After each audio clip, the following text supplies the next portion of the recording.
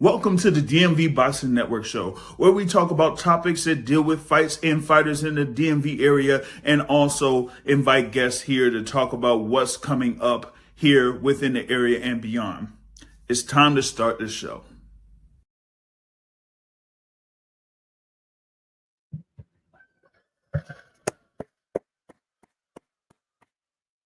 Yo, what's up, everybody? Hey, right, we are here on May 30th, 2025, and this is another edition of the DMV Boxing Network Show, man. Have had a number of shows here over the course of the past few months. We got, this one here to kind of like prepare us for the start of the summer months, and we got a number of fights here that's going to be coming up for that. So, we want to be talking about that, getting folks prepped up for the summer, as we got a number of our fighters that will be featured on those months here coming up, June, July, August, September. We're gonna have a number of our fighters that are gonna be featured on this summer schedule here, so that you'll be able to definitely look forward to all of that, right?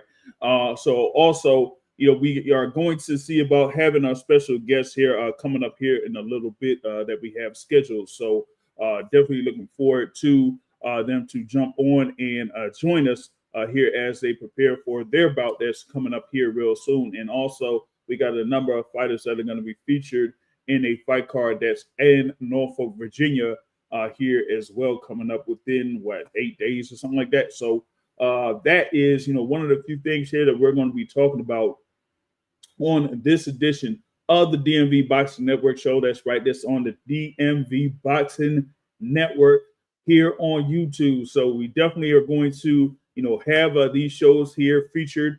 We got, the first 3 episodes that are on here for, people to go back on and enjoy there. And then also, once we have more coming up, we're going to see about getting guests on the show, having this set up to where, you'll be able to get in touch with a number of the guests here on this particular network. So definitely wanted to talk about a few topics here on this one, man, because, a number of people are feeling like, we might have something in the works, a big fight in the works in August there. And then also, we have another world champion that may be on the works of having a fight to defend that world title. We haven't had any recent updates in reference to that, but, we're going to look into that here pretty soon. So that's going to be, what we got here upcoming for this particular set. So just waiting on the guests here to come through and show up and be able to talk about, what they have going on here. So just waiting for them as a guest to join in because, they're going to be part of a fight card that's coming up on the 6th. So we got, fights on Friday, next Friday.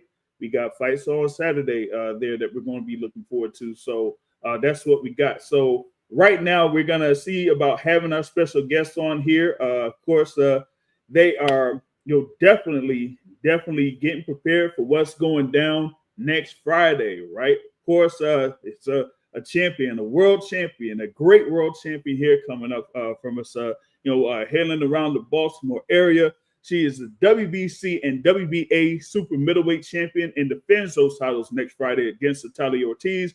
Represent to you the first undisputed super middleweight champion in women's boxing. That's right, the heavy hitting diva herself, Franchon Crews-Dezurn. Let's go. Let's go. Hey, love, how are you? Hey, doing great, doing great. Very thankful for you to join us here. Like I said, you're a week away from your fight against Citalli Ortiz with the WBC and WBA super middleweight titles on the line. So I know that you're definitely excited to be part of that weekend there over in Verona, New York, part of the International Boxing Hall of Fame weekend. So how is it to kind of like be part of that, in that fight card, and then also being during that event? Yeah, I mean, I'm super grateful because I know every time, a person like me or we get these spaces to fight on these prestigious cards, it's a win for women's boxing.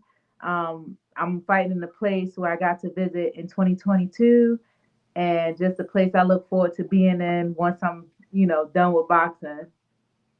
Yeah, for sure, for sure. You talk about that there in 2022. They had the three classes on there, 2020, And 2021, and 2022. And you had like all the legends basically that I would say I was watching, during that heyday there. So all of them were listen, part of that class. You had from listen, Floyd to Andre it was Ward to Ann Wolf to Layla Ali to Roy Jones to Bernard Hopkins to Miguel Cotto. I could I'll continue to name them it all. was You know, iconic. It was iconic, and the fact that I had an opportunity to fraternize with the legends and to be respected, because at the end of the day, they're my foremothers and my forefathers, but they respect me as well because I put in work as too. And even getting a shout out during Bernard Hopkins' acceptance speech, I wasn't expecting that at all. And that was really something I'll never forget. Yeah, I mean that scene there. You had, like I said, the legend Bernard Hopkins in there. You said, gave you a shout out during that, and having a few, few other ladies there being part of those classes as well to, see them being honored and being there as part of the International Boxing Hall of Fame. You only had like a few, before they were able to be inducted, but to see like those legends be part of that ceremony too, that was great as well. Yeah, I mean, you of course the Laylas and the Ann Wolves, but they had Lady Tiger. She was a super pioneer. Um, it was a couple other ladies, but just like being there, I go back to that space because it was really I took it all in. Like I really took it in and walked around and saw the I don't want to say swag, but saw like I can't put I'm sleepy. You have to forgive Yeah, me, yeah, I but feel you, I feel you. their uniforms and just pieces of history there. And Yeah. that's why I'm so pumped. Like I gotta make sure my outfits look good because when I get inducted, I want to throw some fly shit in a Hall of Fame.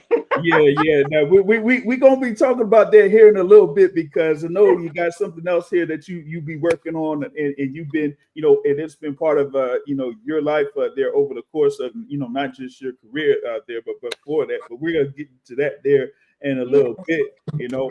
Now you've been like a recent signee there, Demetrius Salita of Salita Promotions to be able to secure this particular fight there. So this is gonna be your first fight there under Salita Promotions on that card there in Verona, New York, too. So how was it, to get on with Salita here for this particular bout?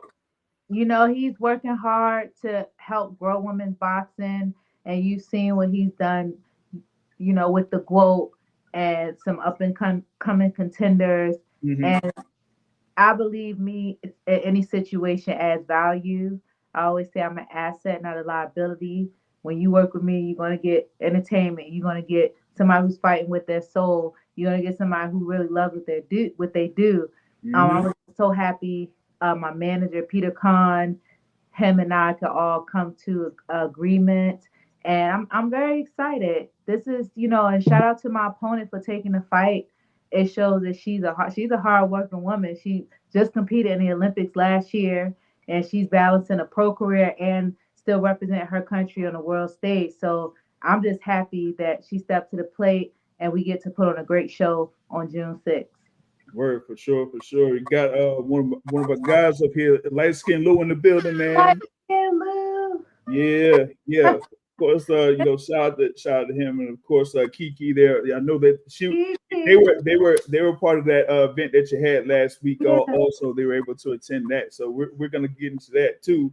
When you had that event last weekend for like I said, a celebration before going out to New York. So that's what it is. You pretty much a week away, from that particular bout coming up. So and you mentioned there was Citalli Ortiz, having the thing there where she, represented in the Olympics and things like that, and was able to, go back and forth and have that prepared for that. And then also, being in this position here to, like I said, face the heavy hitting diva here coming up next Friday. You know what I mean? yeah, yeah. I mean, to speak to the celebration, the send off celebration, that was something new for me. And a lot of times, like for me, I always keep my head down and I just work. I really never celebrate. I Hmm. promote myself, but I don't, stop and smell the roses. And I realized I have some of the best fans. It might not, for me, I'm all about quality over quantity, because when you have a real product, the people gonna come.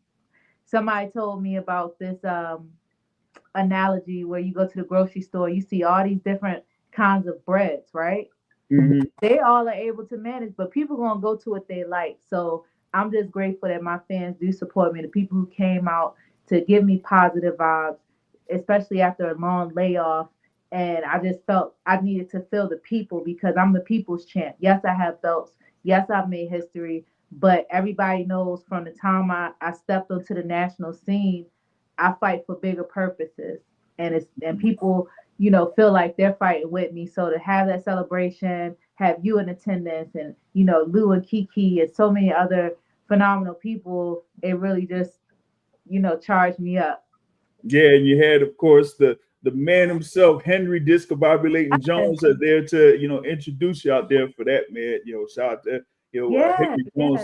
yeah. That's my guy there that's been announcer for a long, long time himself. So he was definitely one that was great to greet you on that. And then part of that event there, you also showcase multiple things there. Of course, you sang and all the sing and dance. I mean, we didn't see you dance that much, but you were there singing and whatnot. And then also you were able to show a number of things that you have there for fashion. You have a line there called Frandes, and you showcase a number of those things that you have that you were able to design there. Like, talk about where that name originated from, and what your plans are for the line and what you want to do. Yeah, so my line was originally called the Dezurn because I'm strong on building a name for myself, a legacy. My husband, Glenn Dezurn, has been with me like every step of the way. And it's a play on my name, Dezurn. It's Des earned because nothing's been given to us, everything's been earned, and we do it our way. So Des earned was the original name, but after I kind of rebranded, I did some major fashion shows. I debuted in New York Fashion Week, and I felt like coming into 2025, it was a new energy. I just wanted to attract new energy, level up. So Frondez was a name that I came up with. It still represents my name. It's more of the I don't know. I don't know. It's part of the first name, part of the last name there. So Yeah. put it together. But it's still, I'm very intentional on things that I do. So Frondage just came because I could see myself in London. I could see myself in Paris Fashion Week. And I feel like that just sounds a whole lot better than the HH Design. And I do want to garner that respect of being a real designer, which I am. And I know the HH Diva, the HH Design, I didn't want to oversaturate it anymore. So Okay. Frondez is like a total different identity. It's still me, but it's a different identity. When I'm in the ring, I'm the heavy hitting diva, and I put everything to that, and I focus. When I'm sewing, Frondez. I don't want people to be like, "Oh, that's the box." You know it's the boxing girl, but I Right. want to throw my shit on, up and coming celebrities, A-list celebrities. People starting from the bottom, building themselves. It's just you wearing Frondez, and with that line, I just actually made the second round of the Baltimore Met Gala for 2025. I actually did Mm. the show in 2023, which was a beautiful showcase. It was bomb. So when I come back from my fight, I have to do showcase again, and hopefully I get picked and I'll be in the Baltimore Met Gala in September, and then a couple other shows in New York, and then taking my talents down to Florida and hopefully the West Coast. So when I'm not in the ring, I'm always working. Always in fashion. And you talk about the thing there being part of that New York Fashion Week. I've seen a couple of those shows and been part of those. So like that is like a whole experience in itself because it's as they say, the Mecca basically when it comes to the United States. Yeah. So being part of that Fashion Week is definitely something there. So like, what was it to kind of like have your line be part of that and kind of as I would say, be part of that craze because sometimes when it comes to getting to those shows, it's like, man, I got this opportunity, but now I got to make sure this is good, Yeah. and all So that. So, I'm blessed. I'm blessed because it's it takes a village to they say a village to raise a child. It takes a village to raise your baby, whether it's boxing, whether it's a fashion vision, whether it's a product you want to put out. And I have amazing people like my fairy grandmother, Tony of the Catwalk Boutique.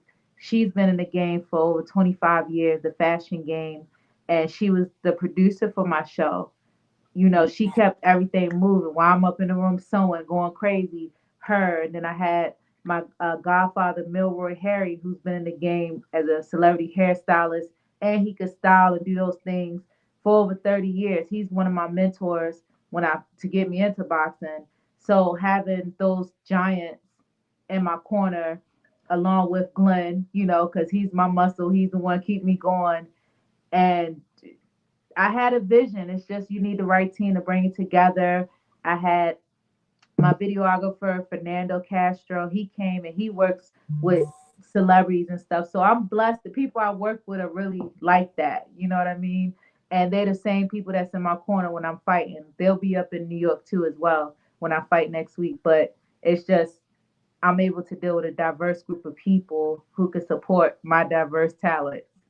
Yeah, for sure, for sure. It's like, it's something to have, yourself there, but to have a great team there when it comes to, you think there with boxing or the thing there with fashion is very important. And And my models, shout out to my models. I had some amazing models.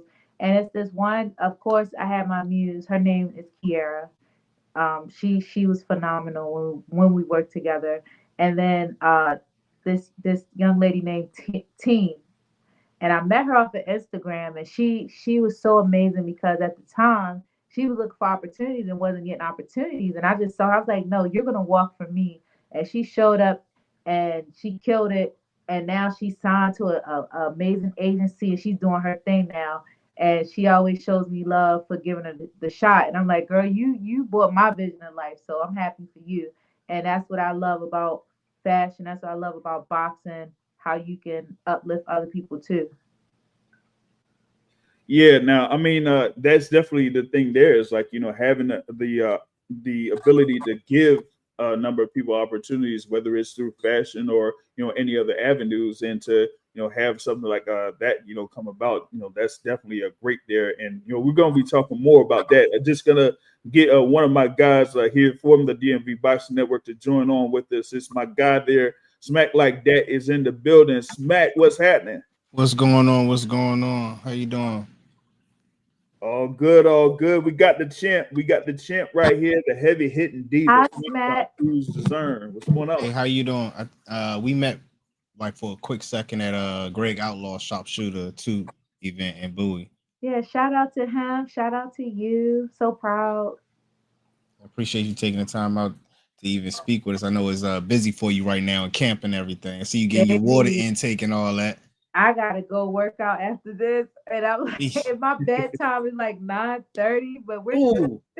So how does so if you don't mind, I gotta ask you, how is that like to like work out? Like how some people in the morning they go get their cardio and everything and to get them through their day, but you going to go work out and then you go to sleep. How you like able to make your body go back down after working out an intense workout? Baby, I'm at the end of my camp. So I'm working out hard enough that I'm tired. I'm tired. So it's nothing. I work out, take my hot shower, and my ass is out like a light. I hear that. Hey, I definitely hear that. I definitely hear that. Man, we got my guy, light skin Lou in the building says, hey, what should people expect there June 6th? They gonna get what I got. They gonna get what I got. What they say, whoever I show up as, that's what you get. Nah, I'm working really hard. This has been an interesting camp. It's definitely refine my mental fortitude and physical. I've been out for a minute, so I Mm-hmm. have a version of myself I see in my mind. It's just pushing and getting there and being because I mean I'm my own boss, so I'm just grateful to have people around me who won't let me be the boss. Pisses me off. Mm-hmm. Ferocious Fitness, Glenn, coaches, headbangers. They're not letting me be the boss, so it's just pushing through that. But no, June 6th, I feel like once everything comes together and I'm in my element, it's gonna be great. And I'm giving the best I got, which is more than enough. So with you being off that long, do you like have you had to change things up about yourself? Like, okay, you with the does it like is it more of a mental thing now because you've been off so long, or you just like riding a bike? No, it's like riding a bike. I'm a fighter at heart, so it's never like, oh my God, like one, I'm about my bread. Two, I got some crowns I gotta defend, and you ain't gonna take shit from me. And it's just like me versus me. When people say, "Oh, it's me versus me," like I don't think people really understand that because it really good. You when you train hard and you got your heart and your soul into it, you do come to a point where you be like, "Look, bitch, what you trying to do?" Like it really be you versus you. So, I'm winning. I'm beating my own butt, and we're good now. We're good. Yeah, that's what I'm saying. That's what I'm saying. That and if you talk about having that extended layoff and things like that, and that's a tough thing there because you're coming off the high there of having to win over Citalli Green, and then like after that you would think like okay something next will come up, something next will come up, and then it just gets to about like I said 6 months, 8 months, 12 months, and it's like man, what's going on here? So like how tough is it to go through that particular period after having that win over Citalli Green? Well, it could be frustrating, but I have such strong faith, not only in just how the universe moves and how I know I'm built. I have one of the best managers in the game, and I have a good support system because that does go on. Like, damn, you get frustrated. But I think over time and some of the things I've been through, I learned I'm not gonna watch what everybody else do because even after that, Green went on, had two more fights, ended up winning my belt and everything. And I could be like, damn, it should have been me. Nah, it's not for me. Like I've already done that. What's for me is always gonna be for me. And when that time comes, I just gotta make sure I'm prepared. And I'm on a huge stage, on a historic card. And once I win this fight, I got at least 2 or 3 big fights after because it ain't you can't go nowhere. You gotta go through me. You feel what I'm saying? And I've earned my stripes. I've invested, and I get that ROI, return on investment. So it's more of a legacy thing for you now. Yeah, of course. I never. This is my journey. I didn't wake up and say, "Hey, I want to be a pro boxer." I really just fell into this, and just me wanting to be great at whatever I do got me this far. And once I started seeing, like, oh, well, okay, women never been in this space before, so I'm here. I've done things. Then you have, say the quote and Katie and all of them doing amazing things. And I'm looking at the guys like, damn, I could do that shit too. You know what I mean? So I'm just figuring it out and I'm here for a good time, not a long time. And if I'm gonna stay here for a long time, you gotta pay me for my time. Hey, there you go. There you go. A guy light skinned Lou asks, "Say, what will winning this fight do for the heavy hitting diva?" Well, winning this fight, one, I recently learned they're putting up the Juneteenth belt. And as a woman of color, I take a lot of pride in that because we have so many fights, not just, we wake up and we're attacked, you know what I mean?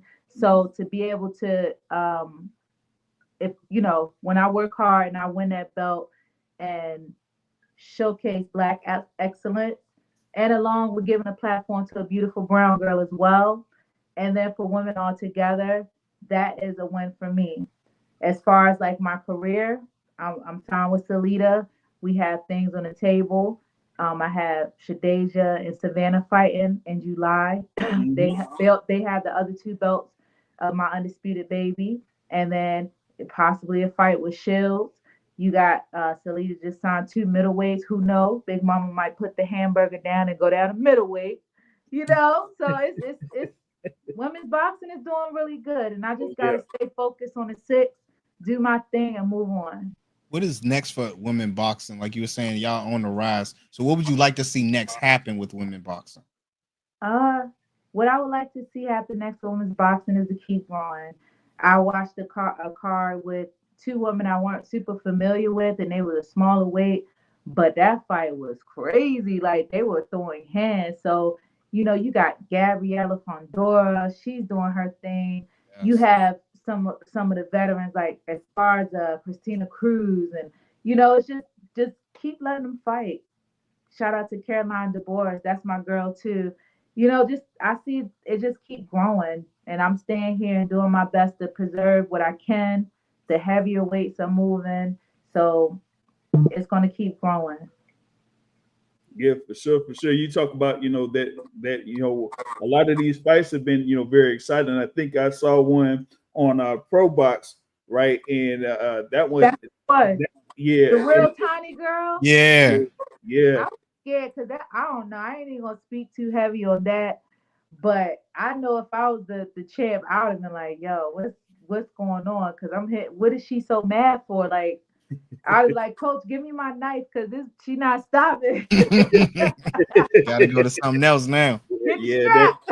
That Romero, it was like Nasruddin Romero versus Mayeli Rosquero, and they was going at it there for that one, and that was like 10 rounds of great action. And I like when they have that, because it's like a number of people still sleep on how exciting women's fights can be. And I mean, we've seen that, over the years. It hasn't just happened. It's been like that for years. And that's why we got to keep doing what we're doing. And every time we get a chance, we gonna shine. Yeah, that's true. There, and you talk about that fight coming up there, July 11th. They I don't know why they got your belts, man. They should have you should still have all the belts. You know what I'm saying? So it's like I know that they kind of like build that particular event is somewhat like a Super Bowl of sorts there for women's boxing. But as you said, to see like what women's boxing has been able to do here now, to see like an event like that happen, like I would want to see you be like part of another event like that, like facing the winner of those two in a huge event. It don't have to be in like MSG or something like that, but it could be anywhere where a lot of people are there to see you. Of course, it has to be in those kind of arenas. That's all I fight in for real. Like, I'm blessed. My career, I started in T-Mobile Arena, and people can say, "Oh, that was her first fight. That was my first fight. That fight wouldn't happen without me, and it wouldn't have happened without her." So, I've been able to fight in many different arenas. I even headline in the UK. So one of my goals, I hope to headline a card in the US. Low key, I was supposed to be the main event for this card, but but it's cool. We here. I'm a hard act to follow. No shade. But I'm just happy to be back, and my goal is to headline my own card and also make history and fight with my husband on the card. And we could do it's whatever. Like, it's whatever. I don't have expectations but greatness. Gotcha. We got my guys up here in the chat, man. Smitty says salute, man. Smitty in the building, the elephant in the room. And yeah, Lou saying that, he love it where women's boxing is at right now. Like I said, man, it's definitely doing that thing, and they've been doing that thing here for years. Now, you talk about the thing there about main eventing, right? Okay. Now, all right, which venue would you prefer to headline at? T-Mobile Arena or MSG? I'm an East Coast baby. Okay. I'm an East Coast baby. But that Vegas energy is different. West Coast energy is different. And shout out to my Latino friends and fans and friends, because they do show up for me. I'm an adopted Mexican. They said the way I fight, like, I just go for it, so they respect my gangster. But I think so a lot of my people can come probably the East Coast. But I already did Madison Square Garden.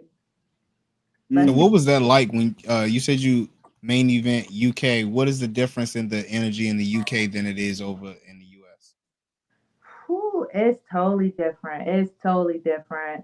It's like, it's so loud. Well, one, even though I was a champ, I wasn't the favorite, but they love me there. They love me. And it's crazy. I felt more comfortable over there than sometimes when I'm home. They embrace me a lot. But the energy was so electric. You could feel it. It's like a whoosh, you know what I mean? And it was just, they did everything big over there. It was nice. It's a great experience. But it's nothing like home. It's nothing like home. So then we have a plan to like have you headline the Capital One Arena, yeah, or something like that. Mm. So yeah, Capital One got to do it. They be blowing me when they don't be trying to have more boxing events. yeah. And so they show Tank, and then Rochi does his thing here. So hey, it's room and space and opportunity. Who knows? Yeah, that's something. I mean, we gotta definitely set up in the plans and things like that. I'll have to make a phone call, be like, hey, Demetrius Leader, like we gotta work on now, making But this it's thing. funny. It's funny because I like fighting. I love fighting home, but I like fighting abroad Does it because give you you have, even though you have people coming to support you, you got people that's coming to hate on you, and that energy's crazy. So I'd rather go somewhere sometimes that's a bit more neutral. Now, how does that work for a boxer? Like when you, like you were saying, you got people that's hating on you.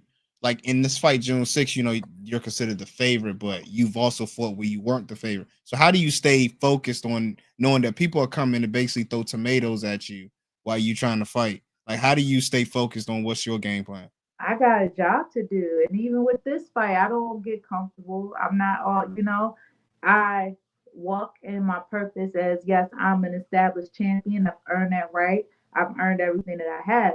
So yes, I built my name. I do get the notoriety because I earned it. But I don't be favored in nothing because that's I made my name off of being a B side and somebody trying to do that to me. So I'm definitely a top dog with an underdog mentality. Now, outside of the outfits that you have that you step out in the ring with, what would you say is one that you felt like, oh man, I did my thing out there, and they showed when they stepped out in the ring, they look, all fly and everything like that. So, what do you think was the outfit that you made that made you like, man, I did my job right there? Well, shoot, I strive to do my job right every time. But it don't even it be with how my clients feel Mm. more so. I just dressed Quincy Williams. He's from the area, but he's out of Philly now. He Mhm. just fought on his own and got a huge compliment. They was really feeling his outfit. Um, Danilo Diaz, he's from Florida. He just fought on his own down in Mexico. Same thing. Working with Shields has always been dope. My husband, he gets mad because he always get like the last minute stuff. Just like whatever You're I like, have. dang, you don't love me, no, Oh, come dang, that's on, my. man. How you gonna You give your gotta take husband care the of scraps? home. You gotta Yeah, take you care of giving him home. the scraps. Come on, like But what are he we Like, be I got doing? this over rocking it. here left. They didn't took all the other stuff, but it's what I got. He be rocking it though. He kills it. He makes my stuff look like runway couture. But I have clients all over. Shout out to Limitless down in Florida too. She's such a cutie, and I love dressing her. Marlena Esparza just fought on the zone, and she was in Mexico. And we did like a bull. What is it? A matador bull Matador, okay. inspired Mexican flavor. So yeah, I feel like every time I make and create for my clients, I'm putting it together. It's just only thing I ask is, how did you feel? Did you feel good in it? If they feel good and they fought good, I'm great. Gotcha. I mean, I got a few more here because we getting too close to that time where it's almost 9:30 and stuff like that. So you know how the Hey, body And gets. then I gotta hey, go it's work almost out. bedtime. Glenn in the corner breathing like, yes, time to train. Yeah. Now, when you talk about the thing there with the fashion, like if you had like that experience like over in Paris or like you were talking about there earlier, what would it be to like have a featured like a featured line that would be there in Paris and maybe like be part of the billboards or something like that? Like how would that be like for you? That's so possible. I can see that. Um, Actually, I've been approached a couple times, but boxing is life, and when I step out, I want to make sure I do everything correct. But when that does happen, I don't know. I'm just going to embrace it. I'm just going to embrace it. I'm just a hard worker, but I'm also learning how to stop and smell the roses. And like the send off celebration, it felt good to have people around me celebrate me because I I've done so much and so many different lifetimes that I lived. I don't know what's going on till I look back like at pictures or look back at video like, oh damn, you really did some big stuff. Like Oh, you had a top 10 chart and dance song in the UK. Oh, you on TV.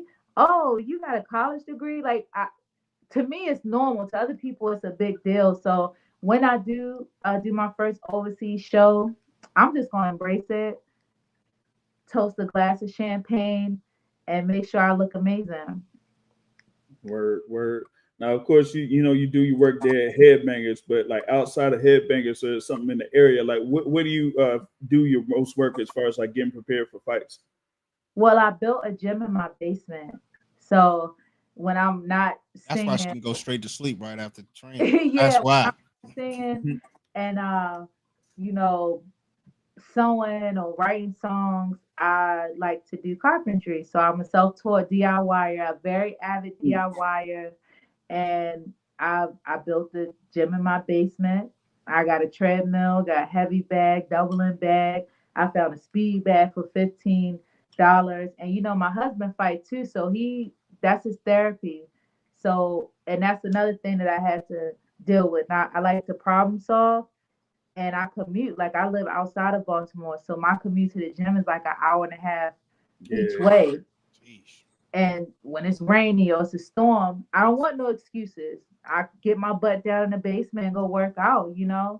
So when I'm not at the gym, I'm either in my basement, or I go to my strength and conditioning gym, Ferocious Fitness, down in Temple Hills, Maryland. He's the best. Word, word, word. Shout out to Temple Hills there in the building Yeah. there, man. Smack, smack. You got another one here for? When it comes to fashion, is that something that how do you continue to still spend time with that in boxing? You know how they say, boxing is like life, right? So how do you still make all these attires for all these boxes and put your all into it, but also put all into your craft when it comes to the boxing? How are you able to juggle that and still be at the top of your game? I used to work 3 jobs, take care of a very sick mother for over 12 years, pursue my college degree, and compete on Team USA for a decade. I don't know how I do it, but it's done and I get it done. I'm also an entrepreneur, so I get paid to do it. And time equals money. I can go work an 8-hour shift at a job that I'm probably not happy with, or I can work at home in my studio, my sewing studio, and create these beautiful garments for people, and just make sure I hit that deadline. I don't know. It's just I put my all into everything I do, but boxing is something. I have a basement boxing gym. I have a sewing studio, so I'm just blessed. I have everything in my hands. Okay, and as a boxer, what would you consider when you go into the ring? What is the most important? Would you consider it power, speed, ring IQ, or experience? I would say heart first, because if your heart ain't in it, none of that's in it. You can be fast as you want to be. Somebody hit you, and you like, oh shoot, I don't want to do this no more. Yeah. But to answer your question, it's a combination of everything. I think experience the most, because some days you might, like, everybody can have an off night. You know what I'm saying? Some days you might not feel the fastest, but you know how to be like, all right, I ain't got my timing. I'ma just have to like hit them hard and calm them down. Hmm. Then it's like, okay, my punches, I ain't hitting as hard. I don't know what's going on, but I'm attached to them. I'm outwork them. So I feel like for me, experience and being in different scenarios. Because look, when I fought the steroid cheat, that was the first time I ever been hurt in a fight. And we all know I could hit. She even said after the fight, I was the hardest puncher she ever hit. But for about 3, 4 rounds, my equilibrium was off. I couldn't function properly. So it Hmm. took IQ, it took heart. All I kept saying, like, don't go down, don't go down. Because my mind was there, but my body wasn't connected. And experience and good coaching and just that grit and that heart got me through. And Yeah. once I came back around, it was still showtime. And when the mean came off, it was like, Yeah. okay, Yeah. street fight, bitch, we could go 2 more rounds. What's up? So Yeah, You speaking on how you had to weather that storm with the steroid issue with your opponent, like people like Devin Haney, right? And he fought, and some people consider that he fought kind of scared. So, do you think that's something that's known to happen if you're fighting somebody that you just came off a fight with a person that has steroids and they hit you a certain way that you technically have never been hit like that before? Do you think I that's have something that's normal? they I know how I'm built, right? And honestly, my fight after I fought a steroid cheat, my next fight was one of my best boxing performances. And I was 2 days off COVID. Like I had COVID the week before. So That's I that heart couldn't you was talking train. about it. Yeah, I couldn't train. Even when we got down on site, they wouldn't let us go outside. So I'm in a room thugging, right? But as far as Devin Haney, until you experience something like that, you I commend him for getting in the ring again. And he was facing a whole Olympian. It wasn't like he was facing a duck. I believe he had one of the hardest fights of the night. And that's where experience. He just fought somebody who is on enhancements, right? This is proven. Mhm. And he had to do the best to navigate that because he knows I'm not a knockout artist. This guy I'm fighting is going to be right there. He's not going to stop. He's going to try to jump on me because he figures I'm scared. Let me use his momentum or use my attributes, which is speed, footwork, and see how I feel. He did what he had to do to win the fight. His Mhm. next fight may be different because he's like, I can breathe. Got that I off of made you. it Yeah. through. I won. And he got his confidence up because he's like, dang, the same guy who talking all this stuff just got dropped and beat Yeah. up by Rolly. And Rolly a champ, but it's like he got Mhm. beat up by Rolly. Yeah, Rolly. Yeah. Yeah. Yeah. For sure. So that's the thing about it, because he's trying to see what's next for him, because what before that particular fight there against Ryan Garcia, he was there undefeated, multi-division world champion, former undisputed lightweight champion, and one of the top fighters in the game at the time. And then have happened what happened, and that could change you there a lot, because at the time that would be like his first loss, and it's something when it's the first loss that you had in your professional career that like changes your whole mindset, because you might have a level of invincibility that at that time, once that happens, it's like it kind of leaves you a bit. So you kind of like have to get that type of confidence back, as you said, once you have your next fight. Well, that's a lot. That's like a lot for this new generation. And I'm right there. I'm old enough to know, young enough to learn. And I grew up on an amateur system, right? I grew up in a lot of politics because this fight I really won Mm-hmm. and I didn't get a decision. Yep. Mm-hmm. That's the shit you gotta work through because when you know you winning, even the person you trying to fight goes and tells the person that just got the decision that they lost and I won, it's like, okay, once that happened, like that was a real situation. Once that happened, I not only know that I can fight and I know what I'm capable of, but that just proved to me like, all right, I see what kind of game you playing. So Gotcha. for a person who has um a realistic outlook on this, it's not going to mess their confidence up. But I believe, like, I just have to give my props to him because he went through a lot of mental abuse. Not only fighting somebody with steroids, I believe the way the media and everybody treated him was really, really bad. And I think he's gonna grow from that and basically don't care what people think. Like F them, because at the end of the day, they'll hold you up on this pedestal and in the same breath throw you down under the dirt. So it's like, fuck them. Long as my check clear and I'm still winning, I don't care what you think. Cause half the people that's talking ain't never stepped in the boxing ring. Facts. Facts. Well, I say more than half. To me, it's like more than half. Because Yeah. it's very rare to like go through all of that and be able to become as an amateur fighter, professional fighter, and all that type of stuff there too. So For that's all them, like go play undisputed video game because I'm in it. But for all everybody thinking that we are video game characters, go play the game. Even in the game, you could try your best. You still might get knocked out. We are human beings. We go through things too. We get punched. Sometimes it hurts, but we still in there punching. But we are human. Some of us have superhuman capabilities, but we are human.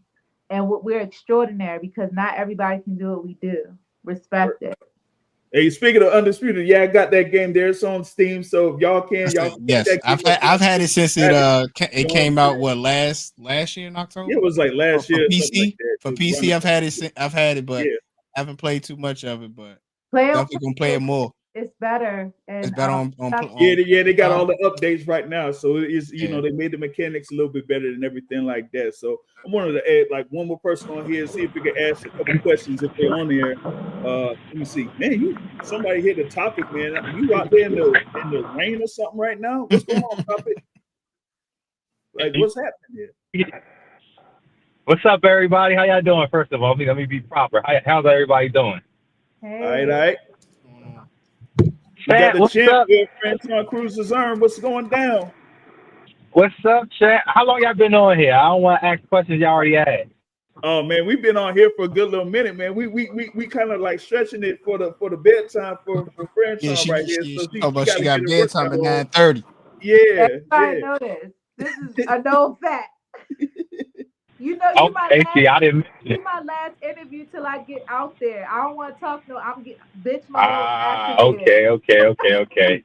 Okay.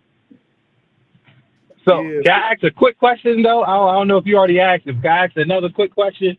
Sure. All right, go ahead. Hold on, can y'all even hear me? Yeah, we hear you.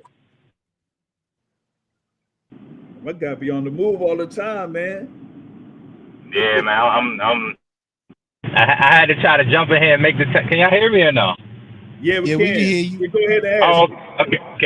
Oh, okay. So, Fresh, I don't know if y'all asked about unifications and everything. Of course, you hold 2 belts at the division, and you got 2 people that you competed against already. Where does that, maybe going possibly 2-time undisputed ranking your. Possibly going 2-time undisputed, ranking in your journey, your goal. I like to win. I like to compete, and I don't like to leave doubt in people's heads. And when I went to the UK, it was an amazing experience, but I don't feel like I got a fair shake. I had a lot of outside circumstances I was dealing with. Me and my coaches weren't there. I had some things happening in camp, but I think it's only right because it's still question on their end. When Green thinks that she lost to me on a fluke when I blew her out unanimously, no Diddy, and then for Savannah to get a majority decision in the UK over the reigning champ, let's be real. So I have interest in both, and it makes sense. And if it makes sense, we can do it. There are other opportunities on the table, meaning going up in weight. I can even go down in weight. It's my world right now. Whatever I want to do and whatever feels good, that's what I'm gonna do. Yeah, for sure. And we definitely looking forward to all of what's going to be happening here in the future. But of course, we're focusing on next Friday, June 6th. Citalli Ortiz is going to be live on the zone, so people could watch live on the zone. If you're not able to make it to Verona, New York, but we are very thankful to have the WBC and WBA super middleweight champion, the heavy hitting diva, Franchon Crews-Dezurn. Yes. Thank you. So all right. We only got like a few more minutes there for you to get your workout, and then you'll be able to set up and go to bed. So we let you go here, man. All right, thank you, love. Thank you just for taking the time. I don't know. Hold on. Okay, I think I can get off. Yeah, for sure. So thanks for joining us here. All right, and we'll catch you there next Friday. Okay, have a good night. All right, for sure. All right, that was the champ there, Franchon Crews-Dezurn. Definitely thankful for her to join on here with us. And, like I said, she has that great fight coming up against Citalli Ortiz Friday night, Verona, New York, Turner Stone Resort and Casino, part of the International Boxing Hall of Fame weekend there in that particular area. So definitely looking forward to that. It's going to be live on the zone, part of the Salida Promotions fight card out there. So that's definitely a one to look forward to there. As I was mentioning, it's going to be a lot of action here in the summer, man. So what did y'all think of what she was talking about there? She a boss and she moved like one. Like for her to take care of all of that and still be on top of her game, hats off to her. And then she putting on for look where she started and look where she's still at. Mm-hmm. It's just like crazy for her to still be doing what she's doing, and then at the level she's doing that, then she's doing fashion. She does music. I mean, geesh. Yeah, and she talked about being part of that class there in the amateurs, and that was like a crazy class out there. You had her, you had Clarissa Shields, you had Hemingway, you got Raquel Miller, a number of other ones there in that American class. So she was part of that, and having it from that point to now, actually she's been a pro for almost like 10 years now. So that's something there to definitely say that she's like one of those greats that came out of that particular class. Yeah, you gotta also, it's like when you speak her name, like when you speak about women's boxing, you gotta put her name in it. It's like you can't leave it out. Mm-hmm. Exactly. When I introduced her there, yeah, go ahead. See, that's what I was mentioning like the other day. What I mean? About like as far as like legacy and things like that, like no matter money comes and goes. You know what I mean? Money comes and goes. That her name being submitted the history books as far as like this ain't tweaking. Can y'all hear me? Yeah, we hear you now. You more clear now. About to say my service ain't going in and out, but as far as like legacy, they can't take her name out of them history books as far as being the first ever undisputed female champion. Mm-hmm. Oh man, see, got dropped. He got dropped, man. I don't know what's going down, man. He'll be able to get back on. He'll be able to get back on for sure, man. But like you were saying there, had that history of being the first undisputed super middleweight champion there in women's boxing.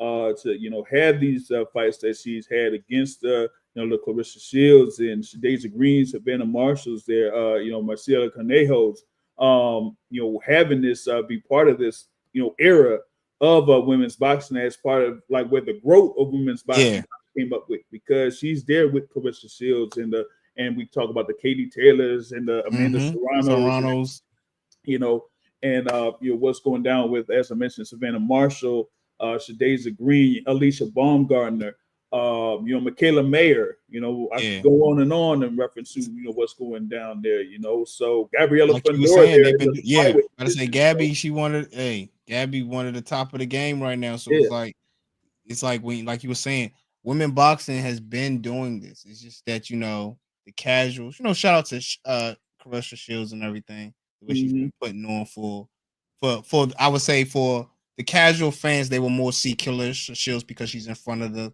lights. So you're going to automatically think, oh, Clarissa Shields. But like you said, you got Franchon doing her thing. So you got to give her flowers. And of course, you got the Amanda Serranos getting the big paydays from MVP and stuff like that. So that's a great look, getting those type. Granted, I'm not the biggest Jake Paul little boxing fan type guy, but he is helping out with getting these women paid. So I got it. Hey, when you getting those type of numbers, what women athletes is getting at? Yeah, exactly. Like you get around over like 6 million for their last fight. And then now, they could have something where it's a very high guarantee once again and be part of a Netflix card. That's an all women's card on Netflix.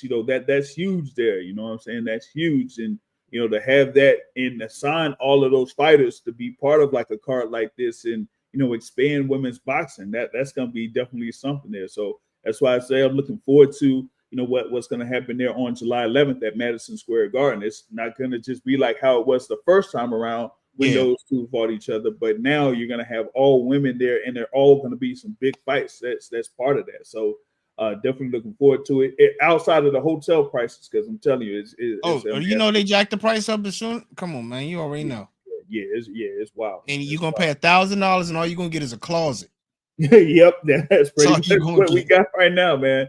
Is basically a closet right now that's available over in New York City for that weekend. So that's gonna be something there. But they got Topic back on here with us, and outside of what's going down on June 6th there with Franchon Crews-Dezurn, we also got, of course, what's happening over in Norfolk, Virginia on June 7th. So yeah, man, we got a couple local fighters that will be part of that top rank card. June 7th, Norfolk. You got Troy Isley, the Transformer, that's going to be on there. Of course, they're in the middleweight division. And you got Derek Scooter Davis that's going to be included on the card, man. So, what are we going to be looking for in these particular fights there? With Davis going, shock season. Parker.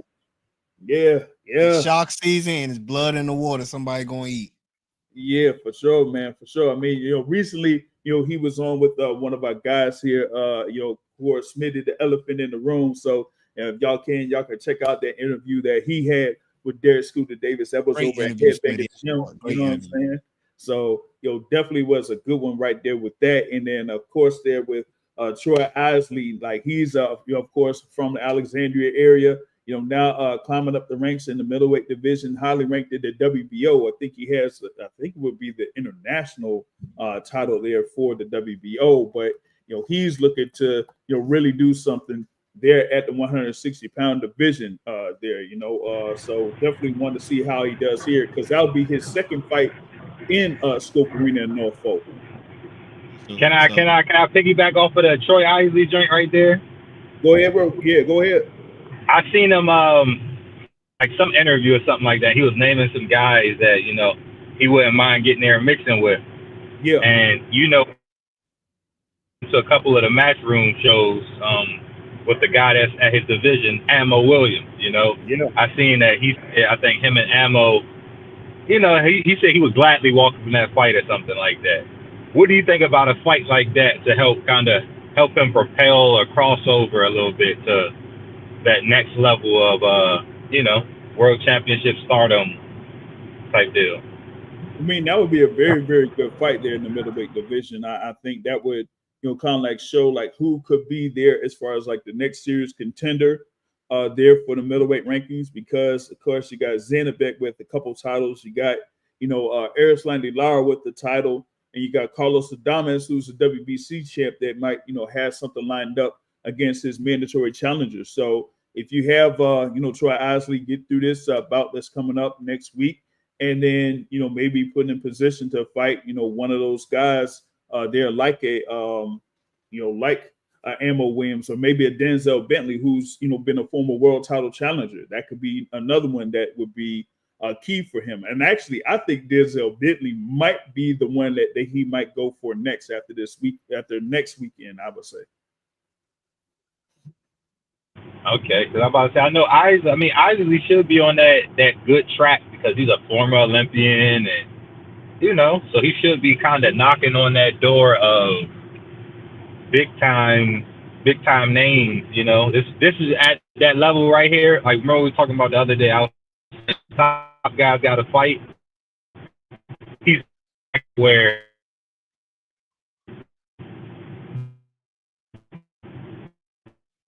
Well, I'm not sure if you're able to hear him. Yeah, bro, I'm tweaking. My joint always look. Whenever I'm about to make a good point, it starts tweaking.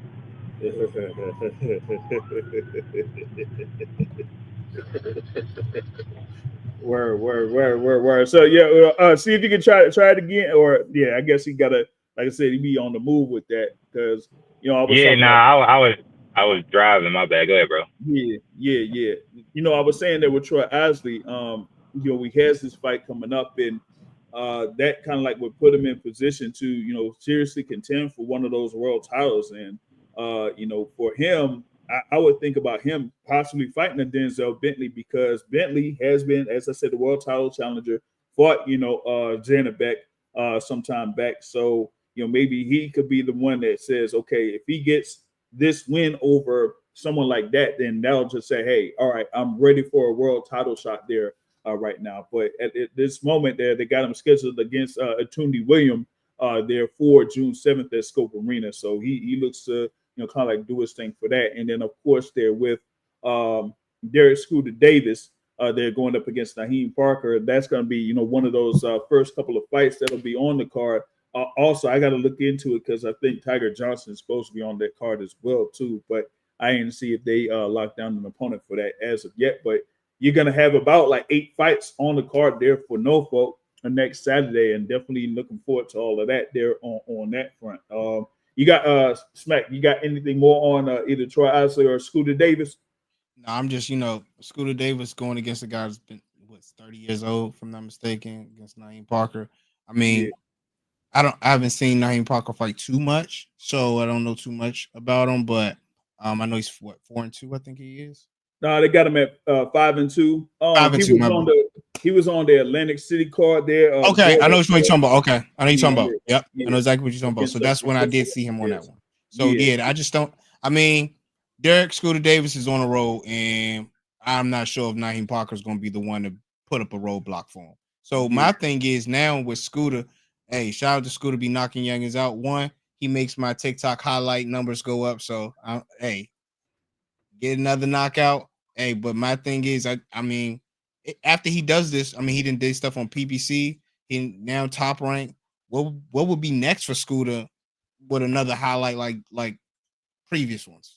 Like, yeah. I mean, we talking about it with Smitty there. So he's like, hey, if he gets through this and it's like no problem, then maybe we could see him in a highly, fight card that be coming up here this summer. So yeah, I maybe would like to see him more of like, okay, it's time to put him up in the where he can get a nice undercard and not just be at the first fight. He could be yeah. where other people who don't, everybody just watch the regular card and be like, all right, then we can Mhm. finally see. Other people can actually see him and not have to go to YouTube. But Yeah. we know we watch them, so it's different for us. But for the casuals, they be like, oh, Mhm. now they can actually see him. Like, oh, okay, Yeah.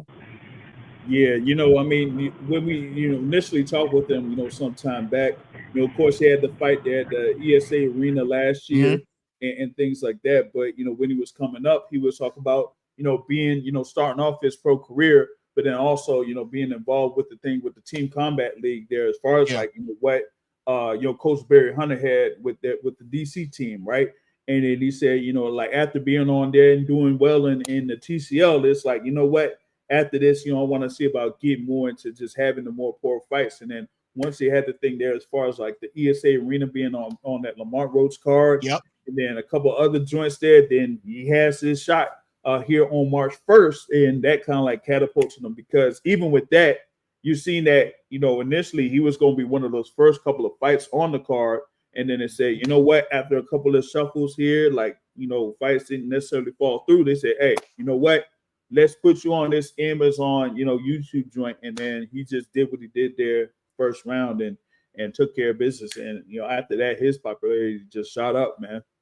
Yeah, you can't even ask him, do the lights, like, does he get nervous? Because you put him on pay-per-view, you put him on regular, you put him on streaming site, you still gonna get a show no matter where you at.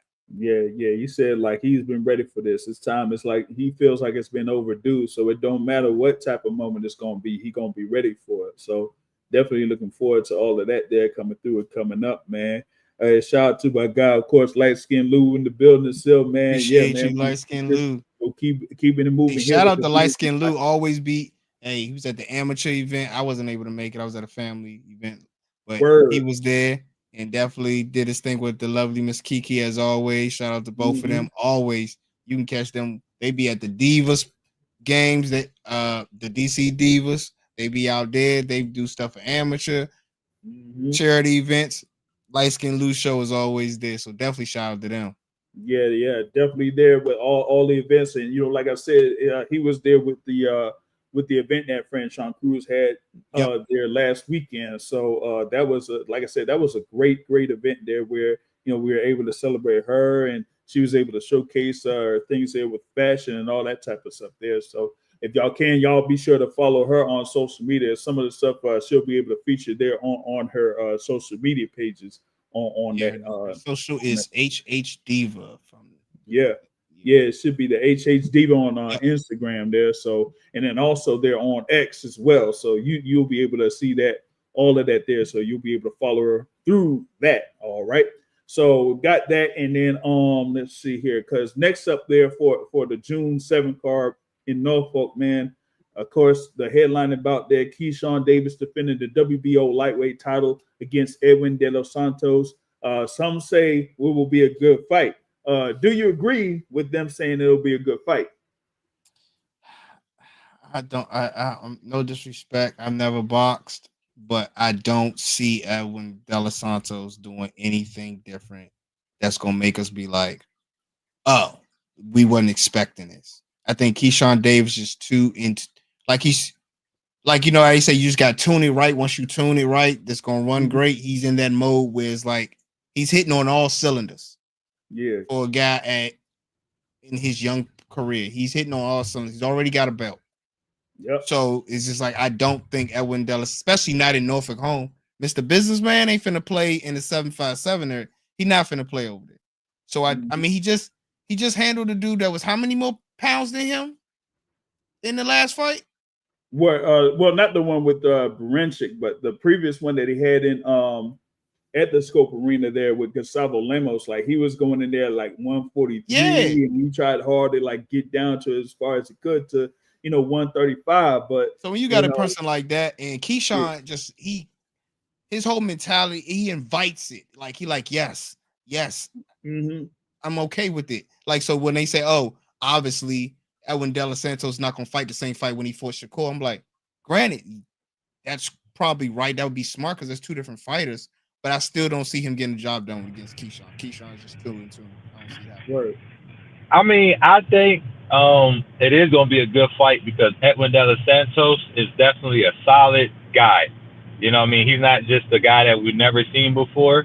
He's definitely a world level fighter, because didn't he beat former world champion Ryu, right? If I'm not mistaken, Yeah, he stopped Ryu Valenzuela. Yes, yes. And Ryu's cracking. Yes, Ryu does crack. Yes.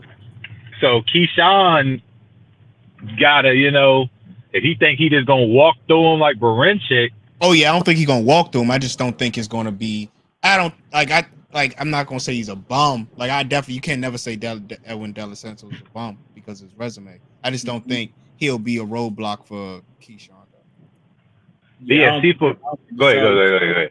Yeah, I don't think the style is good there for Santos to really get to Keyshawn. I mean, they have like the same, pretty much around the same dimensions as far as like tail of the tape, height, reach and that type of thing. But I think Keyshawn is just going to be quicker on his feet, quicker with his hands, and that even with Edwin De Los Santos coming back from where he's coming back from, it's almost going to seem like he may be overwhelmed because It kind of like reminds me of like what do I say? Jason Rosario after he came back after his loss to Charlo and then fought like Erickson Lubin, like after having that punch that like to like the solar plexus, like he wasn't the same after that, and I think here with Edwin De Los Santos having the two fights that they had in 2023. The fight against Shakur Stevenson and going through what he went through as far as like the blood clots, I don't see him where he could be at an optimal level against Keyshawn Davis. I can see that, but I do think this is going to be, if Edwin De Los Santos is at his full form, which I'm like as far as health, I'm assuming so because he accepted the fight. So anytime to me, if you accept it, you saying that I'm good enough to compete. I don't want to hear him be like, I was hurt coming into call the fight off. But I do think this is gonna be one of Keyshawn. This is gonna be like a trap fight. I feel like it's gonna be one of the fights where it's a homecoming fight. Keyshawn gonna be looking everywhere but in the ring. He gonna have one of those, let me get my ring walk and let me make sure Allen Iverson and Michael Vick is good and make sure Missy Elliott, and Edwin De Los Santos is coming with no distractions, where he just gonna come in and I'm working. So I think Keyshawn can definitely edge him, but I do think the first half of the fight is gonna be a lot competitive, where Edwin De Los Santos is a fighter that I want to see a champion fight to open up those questions. Okay. He gonna touch a person, it's like, oh, okay, all right, oh man, oh shoot, okay, he got a little flaw in his game, or the guy he's fighting, okay, he got a little flaw. All right, I thought he was, because styles make fights usually. So if you match make a guy real good to a guy that's tailor-made for him, of course he's going to look good. But De Los Santos is a guy, like I say, that's beat. He's been in there with a couple world champions. So he's not going to be, starstruck as far as like fighting like this big level, and then he's beat Ryu, who got some pop. So, you know, Keyshawn got some crack, but I think it's gonna turn into a little bit of a fight at a certain point. You know, it's not gonna be as much of like a traditional boxing. But Keyshawn, if he don't get distracted with trying to deliver a big show for the crowd, like, stick to your game plan. Don't go looking for the knockout in the 4th, 5th round, and you get in touch with stuff, and you getting frustrated. And now you mentally got undisciplined. Stick to your game plan. We know you at home. This guy right here, you can stop him later half of the fight, but for the first half, we need you to stay disciplined, stick to the game plan, and work. Because this guy's a tricky fighter. You know, this is a tricky guy, so it definitely be a good fight, and I'm excited to see Keyshawn fight this guy, actually. I mean, you got a fighter and also a boxer there with Edwin De Los Santos. It's going to be, you know, more about, you know, what his corner does there with Coach Bomac, Red Spikes, and Esau Dieguez there in the corner for Keyshawn Davis to kind of keep him, you know, his head level and things like that. I think, you know, when he had his brother Kelvin Davis on a few days ago, they said like it's going to be different this time around as far as like, you know, having the preparations for this event in comparison to their first event there at Scope Arena. So I think like a number of things that, you know, they had to do and scramble and all that type of stuff that they, you know, kind of went through in that first event. They built on that, and then they're more prepared here on the second event because you had the first thing as far as like, you know, trying to get Norfolk State University marching band to get on, and they couldn't get on, so they got Booker T. Washington. And then the day of the fight, they had, you know, the car accident there with their sisters and all that type of stuff, making sure they were okay, and they got cleared. They're able to make it to the venue and sing the national anthem there. So they had to deal with a lot. And then even with that, you know, Keyshawn was still, you know, there, calm, cool, collected, poised. They were interviewing him while in his ring walk before he got out there with Booker T. Washington. So I think they're going to have more things, you know, set here for this bout here in the main event, you know, coming up against Edwin De Los Santos. And, and I mentioned there with the brothers there. Oh, you got something real quick? Yeah. So let's say, you know, it's a good fight, right? And it ends up being a great fight. But Keyshawn, let's say Keyshawn doesn't stop, right? But he wins. What does that have? Is there still a good situation for Edwin De Los Santos moving forward? Oh, it's definitely a good situation there for Edwin De Los Santos. Like, I mean, if he gets through this, and you know, it goes through the full 12, and even though he would lose, it'd still be good for him. Because I think a number of people may feel like Keyshawn is a, you know, good little favorite. I mean, hold on, I got to check the thing there on Pro Boxing Odds or something, but they probably likely have Keyshawn as a pretty good favorite here. So I got to check that. And let me see what they got. They got, you know, Keyshawn as high as like a 8-1, well, not 8-1, but I say a 9.5-1 favorite over Edwin De Los Santos on FanDuel. You know, so it's pretty much like still saying Keyshawn's a significant favorite in this bout. There with Edwin De Los Santos at like plus 540. So yeah, they're really expecting Keyshawn to do his thing on there. So, and I'm trying to see about, you know, what the you know, the updated things are for this straight for, you know, the lines as far as like by knockout or whatever it is. So yeah, I'm thinking that if you know, Edwin De Los Santos could do his thing and could get through the 12 rounds and gives a good showing, then yeah, that would definitely you know, help him out right there. Oh damn, they don't even have the outcome. Hey, Boxing Source. Yeah. Have you ever seen Keyshawn like get his chin tap before in the fight? What? Have you ever seen Keyshawn like get his chin tap? Madueño, maybe. I got to go back to that Madueño fight. Because for me, that's like a graduation. I don't care who you are. I have to see you get hit hard on your chin and see if you still got that dog in you. I don't care if it's Canelo. I don't care if it's Earl Spence. I don't care who it is. In this fight business, I got to know, if we got to fight and toe to toe, 10th round is even coming out of the corner.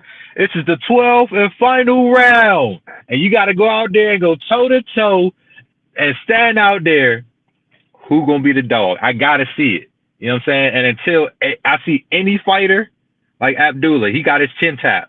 I can say, okay, Shawty a dog because he still got that heart to say, I'm gonna get up, or this is not gonna make me tuck my tail. You know what I mean? So for Keyshawn, like I say, all top ranked fighters are gonna look in these first 15 fights, they're gonna look like what they're supposed to look like. Because Top Rank is gonna match them to perfection. But as you get up in that bracket, and it's like, all right, we can't pick these guys for you. You know, we got mandatories, and we got belts, and we got contenderships, and we can try, but hey, man, yeah, we got more things. We got, you know. So that's why I do want to say De Los Santos for me, I feel like is a good potential opponent. Now, I do think Keyshawn right now 100% is in his bag. You know what I'm saying? 100%. Like, Keyshawn is as confident as he could be right now, and that's what you want in a fighter. You want fighters that are confident in their abilities, you know? So for me, if he goes out here and stops De Los Santos, oh, man, we go into the bank and we buying Keyshawn Davis stock, man. We going all in on the Keyshawn Davis stock. We trying to get rich. You know what I'm saying? If he stops and has a dominant performance against De Los Santos compared to, you know, when De Los Santos fought some other champions, you know, if he makes a statement against, it's like, okay, yo, this I don't know, guys. This is the guy. So I do want to see like a little mix, but if Keyshawn can step on the gas and separate and show, man, I'm really about that business, then we might got to start putting Keyshawn in that, yo, this might be the guy, you know, Olympic medalist, American fighter. He on Top Rank right now. He growing. It's going to be like, yo, we got to start looking at him as one of those next top guys that represents American boxing. I mean, they're building them to be that particular point. You know, like you said, I mean, he feels like he's ready for any of those situations right now. And given that he's under Top Rank, you got two Hall of Fame matchmakers there in Bruce Trampler and Brad Goodman, that they have plans here for Keyshawn Davis. And so we're going to see like how he does here first against Edwin De Los Santos.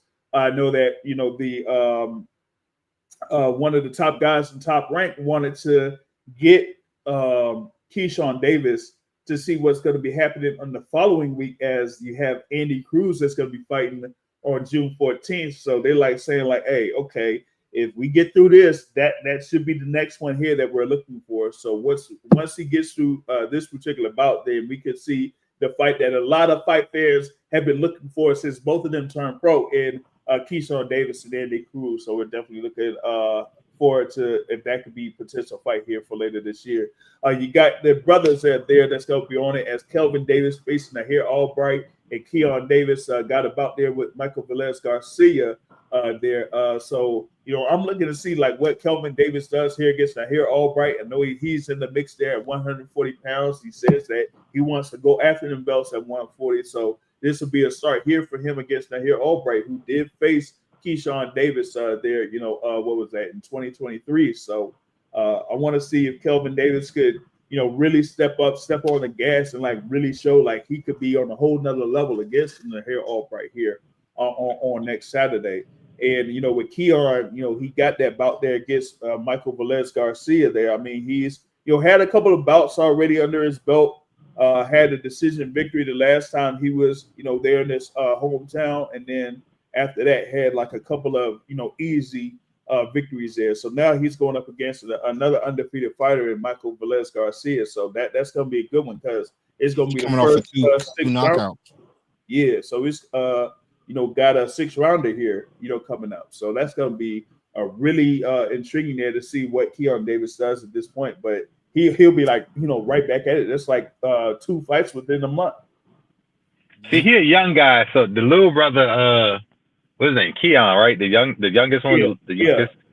He's supposed to be doing that because you just getting in the game. So we gonna get you right. You know what I mean? We gonna move you. We want to see you get in there and mix around with those 8-ounce gloves on, and we want to see you fight without the headgear, and go. Those are little things. We gonna give you about 5-6 fights to see how we gonna properly move you. You know what I mean? But for Kelvin, that's a good competitive fight for Kelvin. You know what I'm saying? That's like a equal fight because Albright's a solid fighter. You know what I mean? He's definitely a solid. I'm gonna say for Kelvin, that's a tough night. That's definitely a tough night. You know what I mean? That's a statement fight for Top Rank to see. Okay, either we're gonna invest all the way into you and say, yo, we got one. We're gonna put him. We're gonna put some big budget behind him. Or, you know how the game go. So this is definitely a tough fight for Kelvin. Albright is not a easy walk in the park by no imagination. This is actually going to be one of the most competitive fights on the card.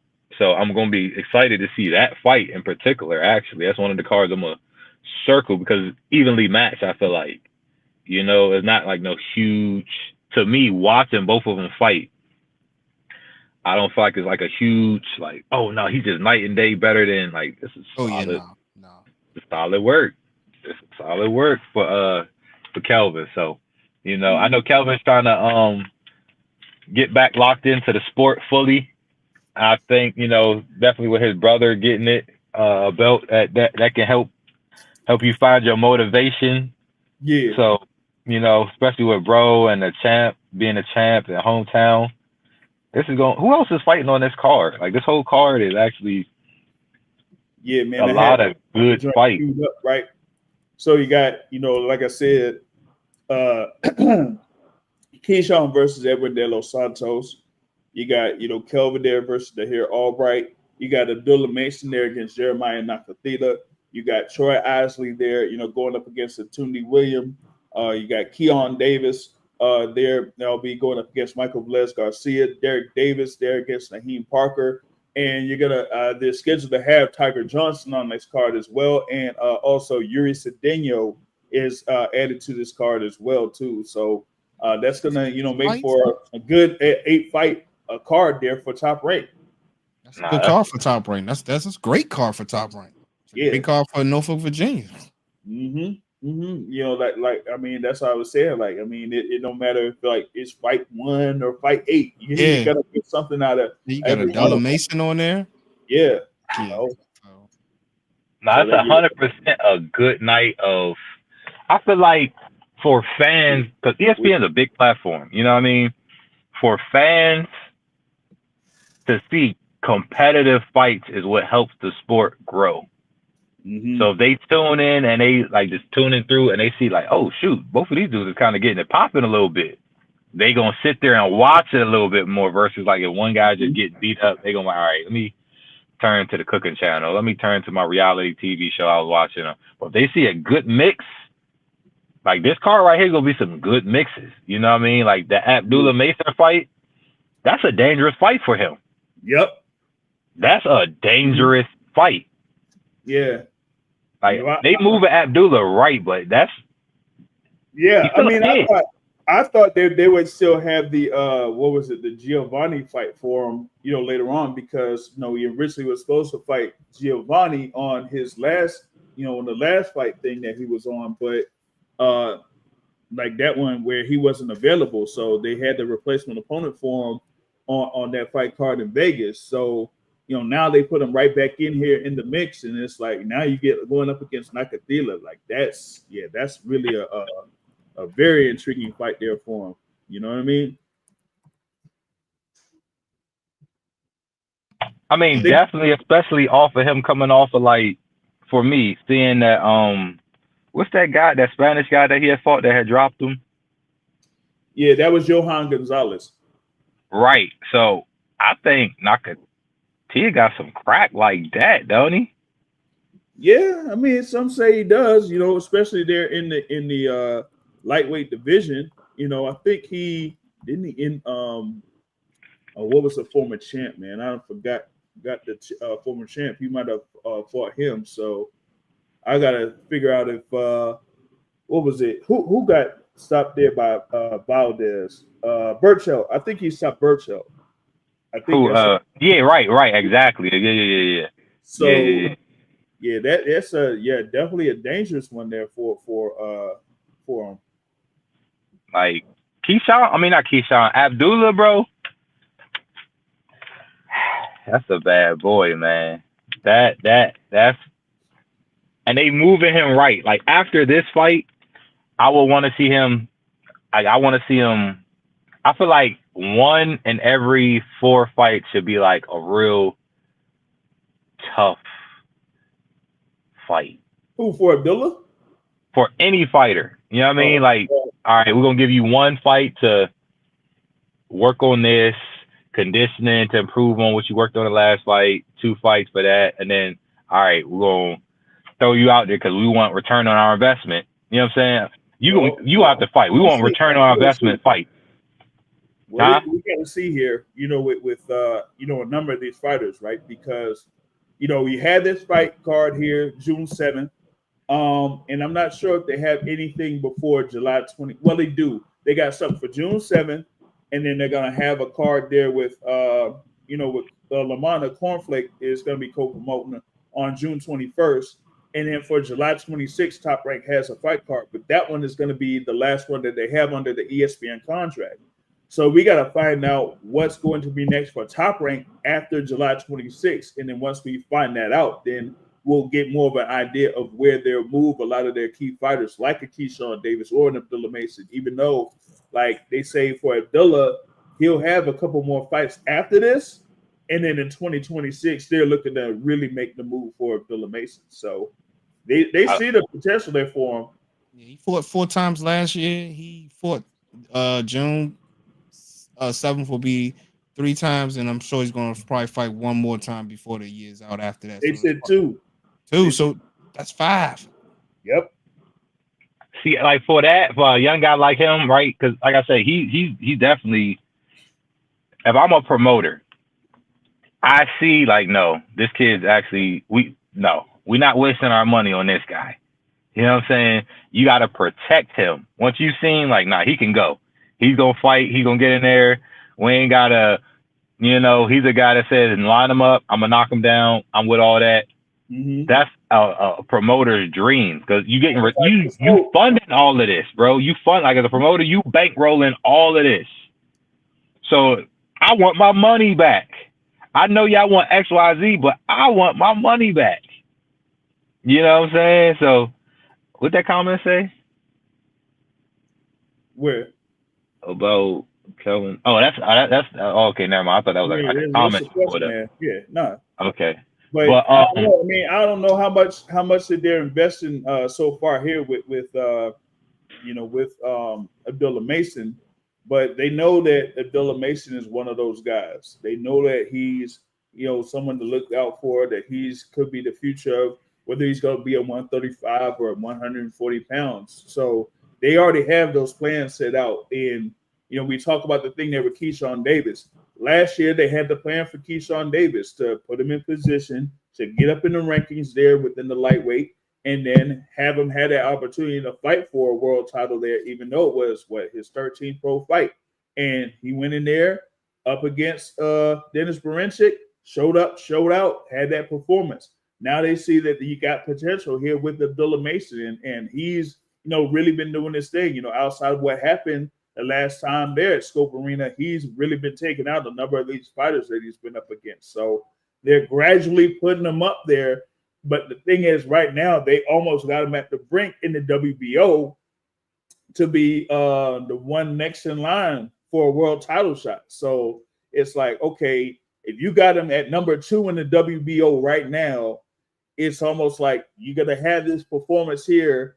And if you take out Jeremiah Nakathila and knock him out, then folks are going to start, calling for potentially him having a world title shot against Keyshawn Davis. And, well, even though the demand could be there, I don't know if it'll actually happen or whatnot. But, I think it's going to be there if Abdullah shows up and and does his thing against Nakathila though.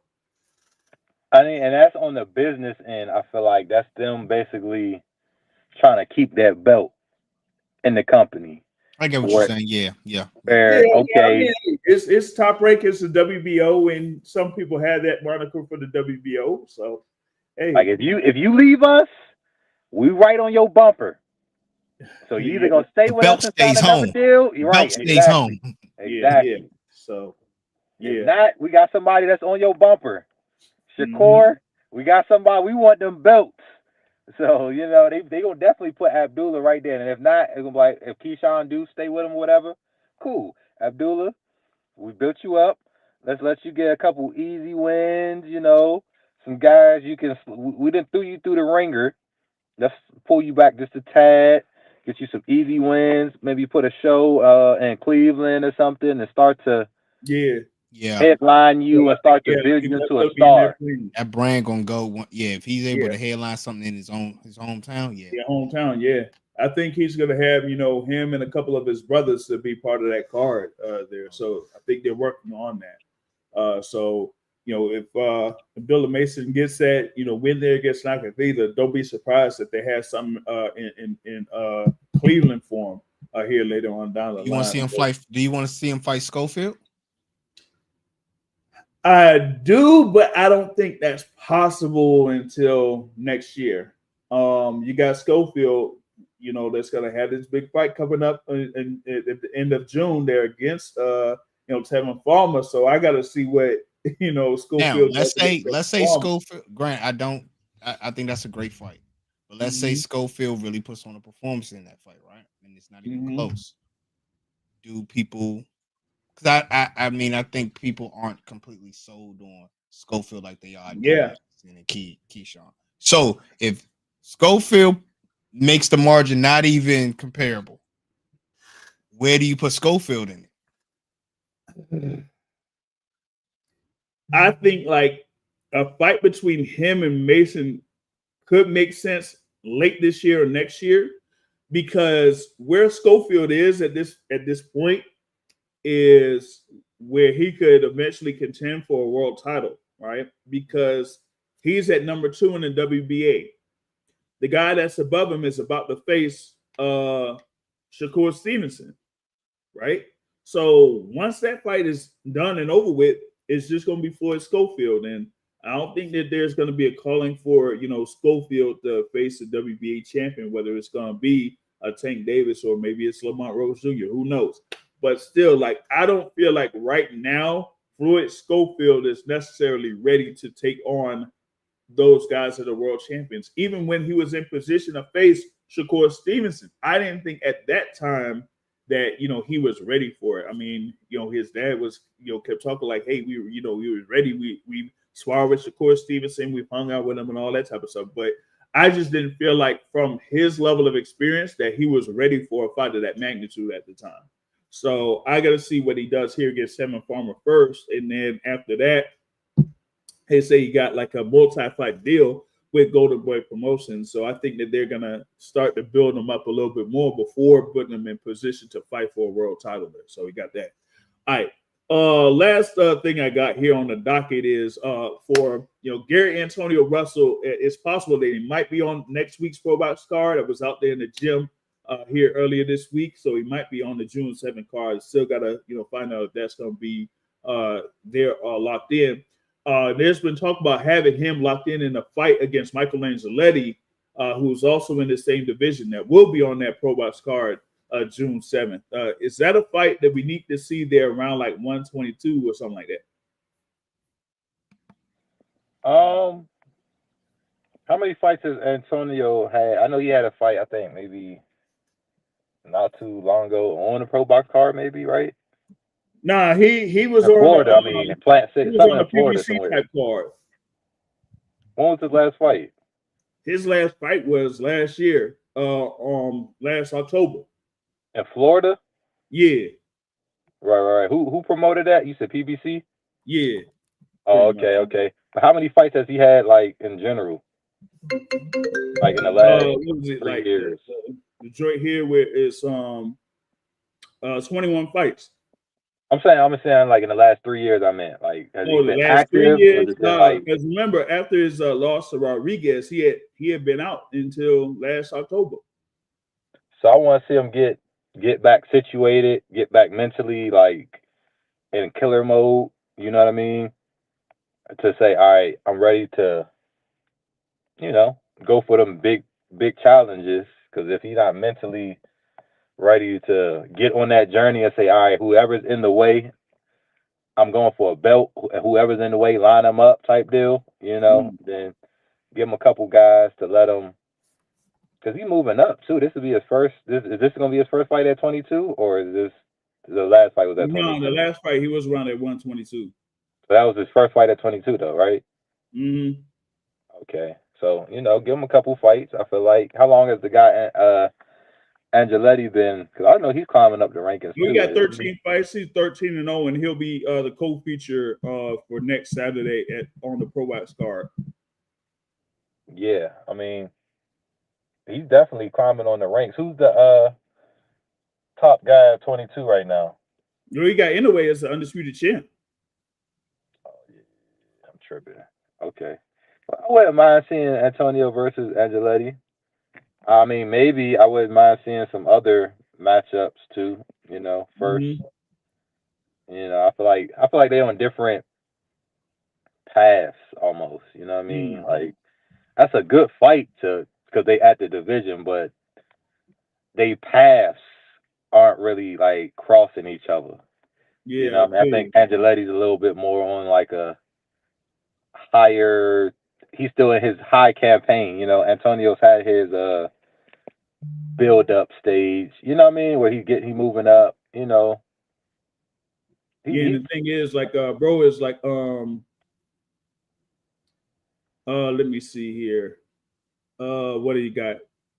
He was on for the thing for Antonio. Like he had been at around 118, and then he had this one fight here for 122. While he got Michael Angeletti, that's kind of like back and forth between 118 and 122. So I don't know, man. Maybe they could either fight in either one of those divisions, or we'll see how that kind of goes. So that's I'm gonna throw another name in there then. Okay, what is it? My man Don Crowder. Don Carter. Dominique Crowder. Oh, Dominique Crowder. Yeah, Dimes. Yeah. Is Dimes in the mix at 118, ain't he? Yeah, he should be there at 118 because I thought I gotta see when his last joint was. Last November. Oh, he's at 122. He's also at 122. Yeah. Okay, well. Yeah, he's like back and forth on that as well, man. So yeah, I gotta see what's gonna be next for Dimes. I want to see Dimes in the mix up there getting some big shots. So any of those top guys out there, I think Dimes can mix because Dimes can fight. Dimes is a tough night for a lot of those guys because of his range. Mm-hmm. So I mean, I want to see what could be in line for Dominique Crowder here in the future too. Of course, he's out there from Baltimore and whatnot too. So I'd like to see if he would get in the mix either at 118 or 122. I thought he was like in the rankings there for 118. Yeah, he's at number 13 in the WBO right now, and also number 9 in the WBA. So I want to see him see if he's gonna make his moves there at 118 or if he's gonna try his luck there at 122. So probably got to catch up with Dimes and see what he's got going on and see if he got something lined up here too soon, man. What do you think about him and Angeletti? Now that could be a nice one. That could be a nice one. I think that would be one for 118. If we don't get Antonio Russell, then we could have that at 118. That would be a good matchup there. And hey, they could put it on Pro Box. You know what I mean? See, something like that. You see how the paths kind of to me are at a better, like Antonio's had his title shot. Around that range. Yeah, he's kind of fought around. He's challenged for a title where, he can move a different way, I'm gonna say, versus these guys that's never challenged for a title. Mm-hmm. So they kind of Antonio can kind of pick fights in a sense, or he's had that he took that path. Yeah. Like Dimes and Angeletti, like that would be a big crossroads fight for them to both make their names. You know, like, all right, if you a win against each other, it would be like, oh shoot, Yeah. you know what I mean? Oh shoot, like, all right, well, we want to see him face the top contender, or we might want to see him fight anyway, or you know what I mean? That would put him in that category of, all right, well, let's see him fight whoever is the next top guy, or you know, that's a good fight. I feel like down there at one with that 118, Yeah, 120. when he's in, yeah. Mm-hmm. Yep. Yeah. So yeah, with the thing there with Antonio, like they have to, see if they get him if they do get him in a fight next weekend, that would be good. But then after that, see about him, fighting one of those higher ranked guys there at 122 to try to get in the mix there in that particular weight class, because I know a lot of people are waiting to see what happens with Naoya Inoue there at 122, but eventually he's going to move up to 126, and when he does, then maybe Antonio could move up in the rankings, and then once those titles are vacant or whatever it is, then he could go for that, because right now they got him looks like number 6 in the WBA, so maybe that could be his path to try to get a world title shot here, probably in 2026 or something like that. So that's what I wanted to kind of like tackle that with that one, but that's mostly what I have here for this edition of the DMV Boxing Network Show, man. Any last things y'all wanted to say here before we roll out? I missed like when y'all started talking about Antonio Russell, only because y'all know I do motorsports as well, and I'm watching the NASCAR. This guy give a shout out to Raja Karoof. He from the DC area. He just won again in the truck series tonight. So definitely shout out to you. Definitely don't see a lot of us out here, doing NASCAR and then actually, winning. He won last year in Vegas, and he just won his one tonight in Nashville. So definitely shout out to that.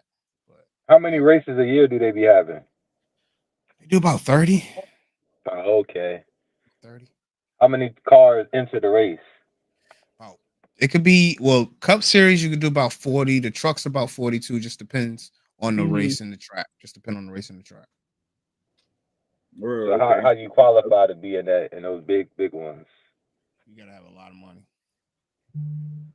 Like I think like to get started, one, you gotta start on the local circuits, like starting local circuits, and then after that do late models and stuff like that. You get a name big enough and somebody like you enough, you start making enough noise, gets the right money behind you. Racing is a lot of money, like a lot of money. So that's why some people never get to that level, because it's just like it's a lot of money that's got to be put into it. Somebody gotta say, yeah, that person's next, put them on.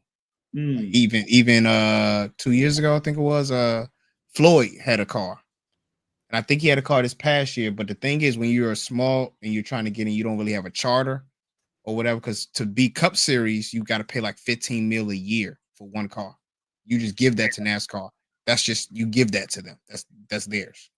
Damn. So you got to think Michael Jordan has now 3 cars in there. So you do the math. So it's like it costs money. So Floyd, when you don't have a charter like that, you have to get in by racing. You got to qualify good in the duels for the Daytona 500. You do good then they let you race into the Daytona 500. Then if you do the good then if you got enough money to keep doing it, because the new cars for Cup Series is about $1 million. But if you crash it, that's $1 million gone. You got to have money on that. Right. Yeah, money and all that type of stuff, and backup money too. That's the thing about it. Like you said, like there with the crash. Like that's why you got Joe Gibbs, Rick Hendricks. Yeah. You got RCR Richard Childress, the one who employed Dale Earnhardt Sr. Dale Earnhardt Jr. said that he might just now get in Cup Series because he said, and granted, Junior probably don't want for money, but he's like, $15 million a year I gotta pay. I like my money too much. Yeah, exactly there. And like I said, there were Raja Karoof there, being from around this area. No, originally born at ATL. Yeah, but raised in DC. Yeah, raised in DC. Yeah, so to have that, like that's big. Real humble guy too. I've met him. He's definitely real humble guy. Or for sure, man. So that's one thing to look out for there on Smack like that. He doesn't also cover boxing. He covers racing there as well. So you'll be able to follow Smack like that, and also follow the topic there, with the YouTube, Instagram, social media, all that type of stuff there. So y'all be able to follow them.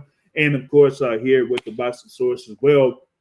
And we're all, part of the DMV Boxing Network. We have a number of people here in the Washington, D.C. area, covering the sport of boxing in all levels, your amateur pros, all that type of stuff. So you'll be able to catch up with all of us here when it comes to news here in the DMV area, and then check out the interviews that we have here on our respective channels. So big thanks, of course, for Smack Like That and the topic to join here on this particular edition of the DMV Boxing Network Show. And of course, shout out to the unified super middleweight champion, Franchon Crews-Dezurn, that's going to be fighting next Friday, June 6th at Verona, New York, Turning Stone Resort and Casino, part of that Salida Promotions card. So we're definitely looking forward to that as well. And until next time, folks, be sure to just check us all out, and we'll catch y'all here later on the DMV Boxing Network, y'all. Peace out.